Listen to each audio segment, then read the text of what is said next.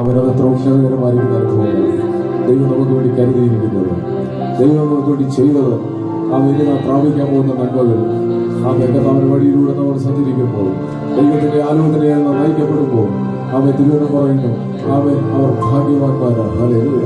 അവർക്ക് പറയാൻ കഴിയും, ഈ ലോകത്തിൽ എന്നെ പോലെ ഭാഗ്യവാൻ ആരുമില്ല കർത്താവേ. ഹല്ലേലൂയ. ഈ പദവിയിലേക്ക് എന്നെ കൊണ്ടുവന്ന ദൈവത്തിനാണ് ഞാൻ ആരാധിക്കുന്നത്.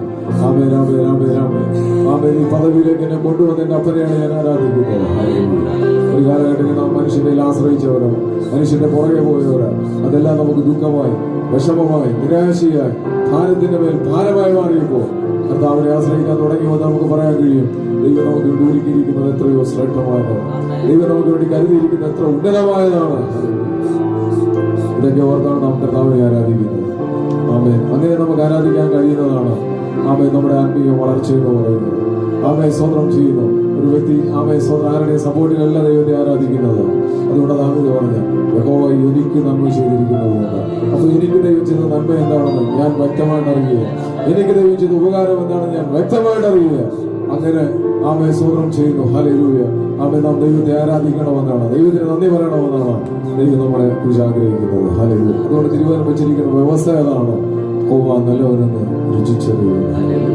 യഹോവ നല്ലവനെന്ന് രുചിച്ചറിയുക. കർത്താവിനെ എന്നൊരു വ്യക്തി രുചിച്ചറിയാൻ തുടങ്ങിയോ അന്ന് മുതൽ ഹല്ലേലൂയ നമ്മുടെ കർത്താവിനെ നാം സന്തോഷത്തോടെ നന്ദി പറയുന്നവരായിട്ട് മാറുക, ഉത്സാഹത്തോടെ നന്ദി പറയുന്നവരാണ്. കാരണം ഒരിക്കലും ഒരു മനുഷ്യന് ചെയ്യാത്ത കാര്യമാണ് ദൈവം നമുക്ക് വേണ്ടി ചെയ്തിരിക്കുന്നത്. ഒരിക്കലും ഒരു മനുഷ്യന് ചെയ്യാൻ പറ്റാത്ത കാര്യമാണ് ദൈവം നമ്മുടെ വാക്തത്വമായി പറഞ്ഞിരിക്കുന്നത്. നമുക്കുള്ളതെല്ലാം ദൈവത്തിന്റെ പദ്ധതിയിലാണ് ഭൂമിയിലായിരിക്കുന്നത് എന്ന് തിരിച്ചറിയുന്നതോറും നമ്മുടെ സന്തോഷം വർദ്ധിക്കുക, നമ്മുടെ സ്തുതി വർദ്ധിക്കുക. ഒരു കാര്യം വളരെ ഗ്യാരണ്ടിയാണ് ദൈവത്തിന്റെ വചനം പറയുന്നത്, ദൈവത്തിന്റെ നന്മയെ തിരിച്ചറിയാൻ കഴിയാത്ത, ഓർക്കാൻ കഴിയാത്ത ഒരു വ്യക്തിക്ക് ദൈവത്തിന് നന്ദി പറയാൻ കഴിയത്തില്ല. അതിന്റെ മെയിൻ കാരണം നമ്മുടെ മനസ്സ് നാം ദൈവഹിതത്തിനോട് പുതുക്കപ്പെടാതെ വരുമ്പോൾ, ദൈവഹിതം തിരിച്ചറിയാതെ വരുമ്പോൾ നമുക്ക് കർത്താവിനെ സ്തുതിക്കാൻ കഴിയത്തില്ല. കാരണം ദൈവം എന്താ ചെയ്തതെന്ന് എനിക്കറിയത്തില്ല. സ്തോത്രം ചെയ്യും. എന്നാൽ ഇന്ന് പകലിൽ കർത്താവിന്റെ നന്മ നമ്മളെല്ലാവരും തിരിച്ചറിയുന്നവരാണ്. നമ്മുടെ മനസ്സ് പുതുക്കുന്നവരും നാം ദൈവത്തിന്റെ പദ്ധതികൾ എത്ര ഉന്നതമാണെന്ന് തിരിച്ചറിയുക. എനിക്ക് വേണ്ടി ദൈവം കരുതിയിരിക്കുന്നത് എത്ര ശ്രേഷ്ഠമാണ്, എന്റെ തലമുറയ്ക്ക് വേണ്ടി ദൈവം കരുതിയിരിക്കുന്നത് എത്ര ഉന്നതമായതാണെന്ന് നാം തിരിച്ചറിയുമ്പോൾ ഇതുപോലെല്ലാം തിരിച്ചറിയുമ്പോഴാണ് നമ്മുടെ കർത്താവ് നമുക്ക് സ്തോത്രം ചെയ്യാം. ഹല്ലേലൂയ. നമ്മളെ കർത്താവ് സ്നേഹിച്ചത് എന്തുകൊണ്ടാണ്? നമുക്കറിയാം, നമ്മുടെ സ്വന്തങ്ങളും ബന്ധങ്ങളൊക്കെ എല്ലാം നമ്മളെ സ്തോത്രം ചെയ്യുന്നു. ഹല്ലേലൂയ.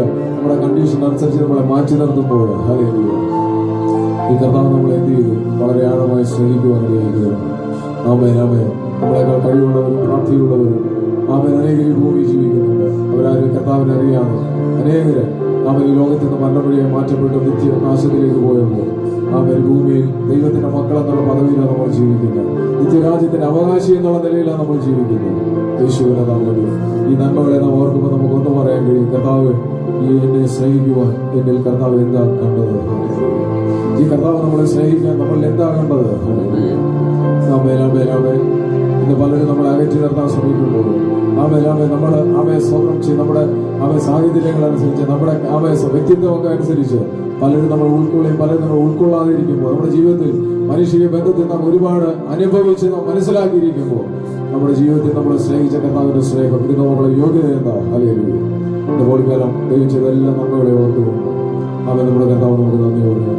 യേശുവിനെ നാം നിത്യമരണത്തിൽ ദൈവം നമ്മളെ വീണ്ടെടുത്തു, ജീവന്റെ അവകാശികളാക്കി മാറ്റി ഈ ഭൂമിയിൽ കർത്താവിന്റെ ഇഷ്ടം ചെയ്യുക വാഗ്ദത്തങ്ങളോടെ ദൈവം നമ്മളെ നിർത്തിയിരിക്കുന്നു. ഇതെല്ലാം നാം തിരിച്ചറിയുമ്പോൾ ഈ കർത്താവിനെ സ്നേഹിക്കുക. ഇപ്പോഴത്തെ മകനെ നമ്മുടെ കർത്താവ് നമ്മളെ സ്നേഹിക്കുന്നത് പോലെ ആരും നമ്മളെ സ്നേഹിക്കുന്നില്ല. നമ്മുടെ കർത്താവിന്റെ സ്നേഹം എത്ര വരിക. ഇനി പലപ്പോഴും നാം ദൈവസേനയിൽ അവിശ്വസ്തത കാണിക്കുമ്പോഴും അവിശ്വസ്തരായി നിൽക്കുമ്പോഴും കർത്താവിന്റെ സ്നേഹം നമ്മളെ തേടി വരിക. നമ്മൾ ദൈവിക പദ്ധതിയിലേക്ക് കരം പിടിച്ച് കൊണ്ടുവരിക. ഇതുപോലെ കാലം ദൈവ സ്നേഹത്തിന്റെ ആളുകളെല്ലാം നാം തിരിച്ചറിഞ്ഞുകൊണ്ട് സമർപ്പണത്തോടെ ഹല്ലേലൂയ ദൈവം ചെയ്തെല്ലാം നമ്മളെ ഓർത്തുകൊണ്ട് പാടുന്ന പാടി ധ്യാനിച്ചു പാടി നന്ദിയോടെ, പൂർണ്ണാത്മാവോടെ, പൂർണ്ണ മനസ്സോടെ, പൂർണ്ണ ശക്തിയോടെ ഒരിക്കൽ കൂടെ നമ്മുടെ കർത്താവിനോട് നന്ദി പറയാം.